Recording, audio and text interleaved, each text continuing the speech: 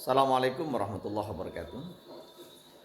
Oke, pada kesempatan perkuliahan kali ini kita akan berbicara tentang bagaimana jurus public speaking.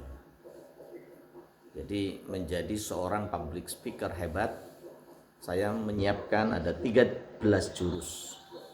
Namun sebelum kita bicara tentang jurus-jurus di dalam public speaking ini, ada beberapa hal yang harus dipersiapkan tentunya bagi seorang public speaker sebelum dia menyampaikan di hadapan publik.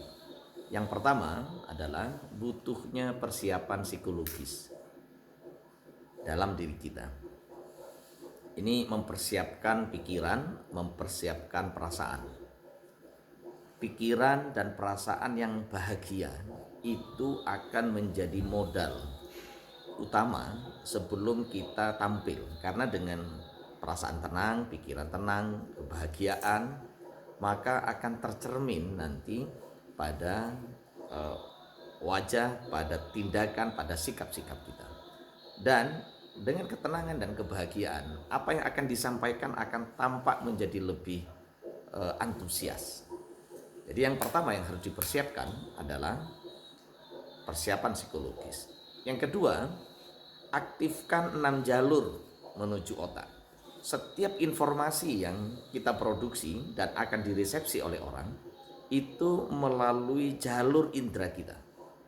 Ada 6 jalur untuk menuju otak kita, yang kemudian dari otak kita lah mempersepsi setiap informasi yang ada, dan kemudian akan membuat setiap individu yang menerima pesan itu mengolahnya dengan baik. Apa saja 6 jalur itu? Yaitu melalui apa yang dilihat, melalui apa yang didengar, berarti telinga kita, melalui apa yang dihirup, melalui hidung kita, melalui apa yang kita ucap, melalui mulut kita, lisan kita, melalui apa yang disentuh, melalui apa yang dirasa, dan melalui apa yang dilakukan. Semua jalur itu harus diaktifkan. Melalui apa yang dilihat, misalkan, berarti audiens itu harus mampu melihat sesuatu yang bisa sekiranya mempersuasi matanya. Misalkan dari penampilannya, dari performance-nya, baju yang dipakai, tata rambut, make up, dan segala macam. Melalui apa yang didengar, berarti suara. Atau kalau butuh musik, boleh ditambah musik yang sesuai dengan konteks. Melalui apa yang dihirup. Kadang juga membutuhkan aromaterapi untuk kemudian membuat orang menjadi lebih mudah terpersuasi dengan kita.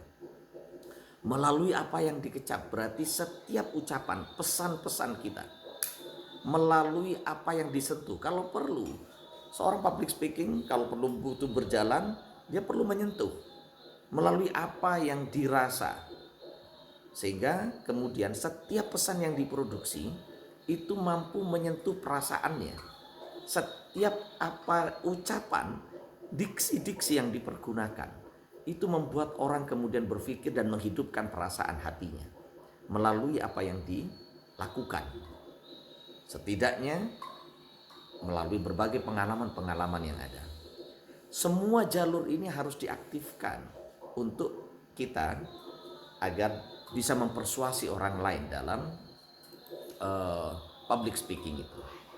Selanjutnya, hal yang paling penting pula di dalam public speaking adalah kuasai 5 menit pertama dalam setiap sesi perjumpaan.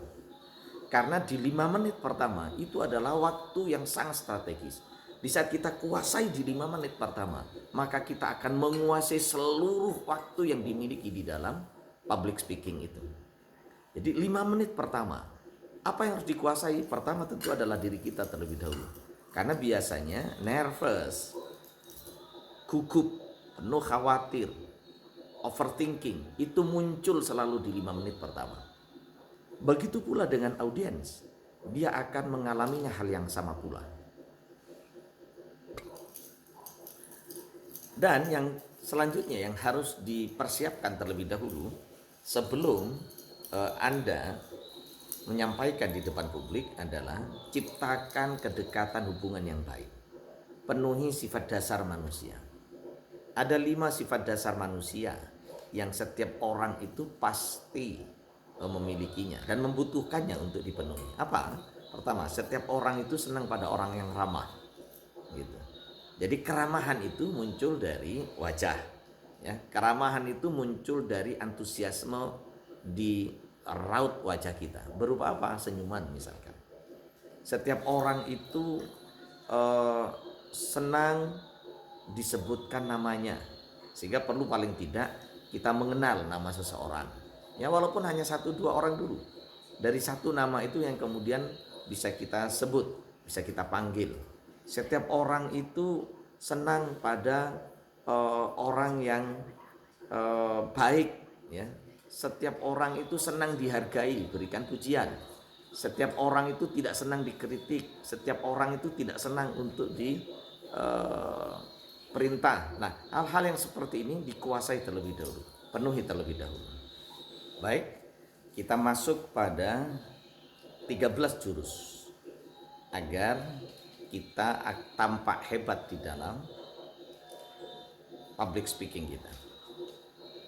Jurus yang pertama adalah masuklah dari sisi kiri pendengar Anda. Ini jurus andalan pertama. Apa artinya? Kalau kita ingin menyampaikan sesuatu sebagai seorang public speaker, maka masuklah dari sisi pendengar. Jadi kalau misalkan ini sebuah ruangan, ya, menghadap ke depan, maka Anda harus masuk dari sisi yang sebelah kiri pendengar. Mengapa demikian? Karena kita ini memiliki konstruk di dalam otak kita itu otak sisi kanan dan otak sisi kiri. Otak sisi kiri itu adalah otak kritis, otak rasional. Dia aplikasi matematik, aplikasi logika, cenderung kritis di dalam menilai sesuatu. Sementara sisi otak kanan itu adalah otak kreatif, otak yang merespon sesuatu secara positif. Dan fungsi kedua belahan otak kita ini itu berfungsi terbalik. Pada saat yang direspon adalah sisi kiri, maka otak yang berfungsi adalah otak pada belahan kanannya, yaitu otak kreatifnya. Sementara di saat yang direspon adalah sisi kanan, maka yang berfungsi adalah fungsi otak kirinya. Oleh karena itu pada saat Anda ingin menyampaikan materi, maka masuklah dari sisi kiri pendengar. Karena pada saat kita masuk dari sisi kiri pendengar, berarti yang diaktifkan itu adalah otak pada belahan kanannya, yaitu otak kreatifnya yang melihat orang lain, melihat realitas secara positif. Dan Anda akan dipersepsi positif oleh setiap pendengar Anda. Itu jurus yang pertama. Jurus yang kedua adalah keluar dari dalam keluar. Tampilkan, jurus yang kedua, tampilkan dari dalam keluar. Apa artinya? Bahwa dari dalam diri Anda berupa ketenangan, berupa kebahagiaan. Tampilkan itu keluar dalam bentuknya apa? Dalam bentuknya senyuman, dalam bentuknya raut muka yang antusias. Istilah Jawanya itu adalah sumringah. Munculkan rasa bahagia, munculkan senyuman, tersenyumlah dengan baik, munculkan ketenangan, munculkan antusiasme. Karena itu adalah cara yang sangat efektif untuk mempersuasi orang pada saat Anda akan berbicara di hadapan orang lain. Karena orang pertama kali tidak merespon kata-kata Anda, kata-kata kalian tidak. Yang direspon pertama kali itu adalah wajah. Oleh karena itu, manage your face. Kelola dengan baik wajah kita. Dan senyuman itu adalah pesan pertama yang harusnya diterima oleh audiens kita semua. Jurus yang ketiga itu adalah lakukan percakapan melalui mata. Tidak ada yang sangat kuat memberikan persuasi kecuali berbicara dengan mata. Kata-kata mungkin tidak perlu kita ucapkan, tapi cukup dengan mata kita bercakap, berbicara melalui mata kita, maka orang akan merasakan sebuah kekuatan pesan yang disampaikan. Kita paham di dalam beberapa kajian komunikasi antar personal bahwa body language, gestur itu memberikan dampak 80% efektivitas untuk menguatkan pesan-pesan verbal kita. Intonasi suara. Oleh karena itulah maka lakukan percakapan dengan mata. Usahakan mata kita ini bertemu dengan setiap audiens kita. Setiap audiens harus kita lihat. Apa yang dilihat, matanya harus dilihat. Bertemulah mata dengan mata. Walaupun ada rumusnya. Rumusnya itu adalah pada saat kita melihat orang lain tidak lebih dari 3 ketukan. Karena lebih dari 3 ketukan orang akan mempersepsi dengan cara yang berbeda. Jadi lihat, semua audiens kita lihat. Bertemulah mata dengan mata. Tidak lebih dari 3 ketukan. Maka dengan cara begitu kita dianggap memiliki interaksi yang kuat dengan audiens kita. Ini rumus yang ketiga. Rumus yang keempat adalah telapak tangan ke depan. Ada satu hal yang terlarang, haram hukumnya bagi seorang public speaker apabila tangan kita ini masuk ke dalam saku, baik saku baju ataupun saku celana, ataupun mungkin tangan kita diletakkan di belakang punggung kita. Itu menandakan sikap yang defensif. Orang akan mempersepsi setiap gestur tubuh kita dengan cara yang seperti itu secara negatif. Bahwa orang akan mempersepsi ini tidak percaya diri, ini sedang menyembunyikan, ini sedang menyimpan sesuatu kebohongan. Oleh karena itu letakkan tangan di depan kita dengan sudut 45 derajat. Jadi berapa? Gini, 45 derajat. Jadi letakkan tangan seperti ini. Oke, baik. Bagaimana saudara? Misalnya begitu. Jadi 45 derajat. Ya. Tangan di depan. Ya walaupun tentu harus rileks gitu ya, jangan kaku seperti robot begitu. Gitu. Ya, ini rumus jurus yang keempat. Baik. Sekarang adalah jurus yang kelima. Sepele sekali, yaitu apa? Berbisiklah. Pada saat kalian sedang berbicara di depan publik, ambil satu sesi, ambil 1-2 kalimat yang sekiranya kalian anggap penting. Kemudian berbisik. Turunkan volumenya. Kalian berbisik dengan pelan. Kemudian coba kalian rasakan apa yang dialami oleh audiens. Pada saat kalian berbisik, maka tentu audiens itu akan mencoba untuk memberikan fokusnya dengan lebih. Bahkan mungkin bagi yang tidak mendengar, dia akan bertanya, apa yang dikatakan tadi? Dia mungkin bertanya pada temannya, tadi tanya apa? Pertanyaan tadi bertanya ya, pada saat tadi bicara apa? Maka sebenarnya dia sedang mengundang fokus pada dirinya. Sesuatu yang kemudian dia mempertanyakan ulang, itu membuat orang lain sedang berada dalam posisi ingin tahu. Dengan berbisik, pada saat kalian sedang menyampaikan 1-2 kata misalkan, maka kalian sedang mencuri sebenarnya perhatian audiens. Audiens tercuri perhatiannya sehingga dia bertanya kepada orang lain. Jurus selanjutnya adalah jedalah sejenak. Di saat Anda sedang berbicara, kalian sedang berbicara di hadapan orang lain, kemudian pada kata-kata atau pada satu momen yang penting, diamlah, dan jangan bergerak. Seakan-akan mematung pada satu hal yang sangat penting. Kemudian coba lihat dampaknya. Pada saat kalian sedang berbicara, tiba-tiba kemudian kalian jeda sejenak, kalian diam, dan kemudian mematung, tidak bergerak sama sekali, baik gerakan ataupun ekspresi.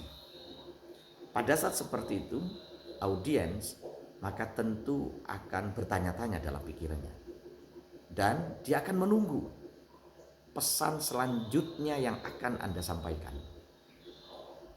Pada saat dia menunggu pesan selanjutnya itulah, maka pesan Anda akan benar-benar disimpan, akan benar-benar kuat di benak audiens. Jadi jeda sejenak, diam, pematung untuk mendapatkan respon dari audiens kita. Jurus yang ketujuh adalah gunakan metafora kehidupan. Otak kita itu dikonstruksi untuk lebih mudah mengingat atas pengalaman-pengalaman hidup, cerita-cerita. Otak kita itu dikonstruksi sejak awal dalam penciptaan itu mudah untuk mengingat dan menerima cerita. Oleh karena itu kenapa di dalam kitab suci itu banyak menjelaskan tentang cerita. Kitab suci itu bicara tentang banyak cerita. Karena konstruk otak manusia dicipta oleh Tuhan itu mudah untuk menerima cerita. Karena itu pada saat kalian sedang berbicara di hadapan publik, selipkan banyak cerita. Pengalaman orang lain atau pengalaman diri kita. Karena dengan begitu orang akan tercuri perhatiannya. Dia akan lebih mudah untuk mendengarkan, untuk menerima setiap pesan kita. Jurus yang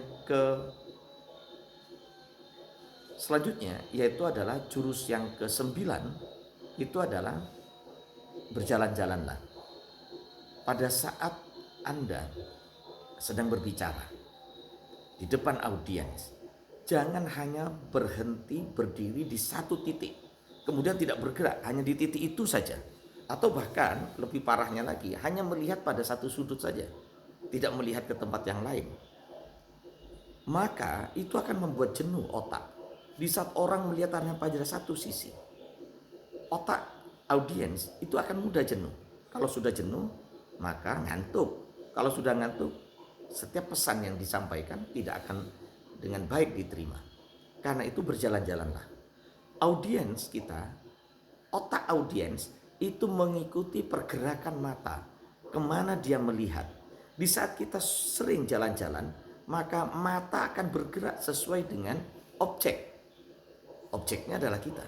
Dia akan bergerak sesuai dengan objek. Pada saat mata bergerak dengan sesuai objek, maka otaknya menjadi lebih aktif. Audiens akan menerimanya secara aktif, sehingga audiens tidak mudah jenuh di dalam menerima setiap pesan-pesan yang disampaikan oleh kita. Kemudian jurus yang ke-10 itu adalah acungan yang kedua. Artinya kalau kalian sedang memberikan kesempatan untuk bertanya kepada audiens, kemudian ada beberapa audiens yang mengacungkan jarinya, maka berilah kesempatan bukan pada acungan yang pertama, tapi berikan kepada dia yang mengacung tangannya, telunjuk jarinya yang kedua. Kenapa? Karena orang yang mengacung pertama kali cenderung lebih kritis. Dia sedang mempersiapkan pertanyaan itu. Dia lebih kritis dibandingkan yang lain. Berbeda dengan acungan yang kedua. Orang yang kedua cenderung tensi kritisnya itu lebih rendah dibandingkan yang pertama. Karena itulah maka berikan kesempatan pertanyaan misalkan pada mereka yang memberikan acungan kedua.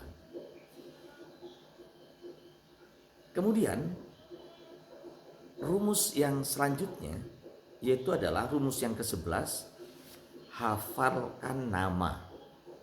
Nama itu adalah teritori yang sangat intim yang ada dalam diri kita. Nama itu melekat menjadi identitas kita. Pada saat nama itu disebut, maka orang akan merasa seakan-akan ada zona intimnya yang sedang terpanggil. Sehingga di saat kita memanggil nama seseorang, di saat sedang kita berbicara, orang itu akan memberikan perhatian penuh. Orang itu tercuri oleh kita. Karena itulah seorang public speaker kuasai beberapa nama dari audiens, kemudian panggil, kemudian sebut, maka orang, si pemilik nama akan tercuri dengan kita. Dan dampak pada audiens yang lain akan mempersepsi bahwa oh ternyata public speaker ini dekat dengan audiens. Kedekatan dengan audiens itu menjadi modal bagi diri kita untuk mempersuasi orang lain. Jurus yang selanjutnya, ke-12 dan ke-13, saya beri kesempatan Anda untuk membaca buku saya, yaitu The Power of Public Speaking. Ada 2 jurus terakhir, silakan Anda baca dalam tulisan saya dan pelajari dengan baik. Demikian seri perkuliahan public speaking pada kesempatan kali ini. Semoga bermanfaat. Assalamualaikum warahmatullahi wabarakatuh.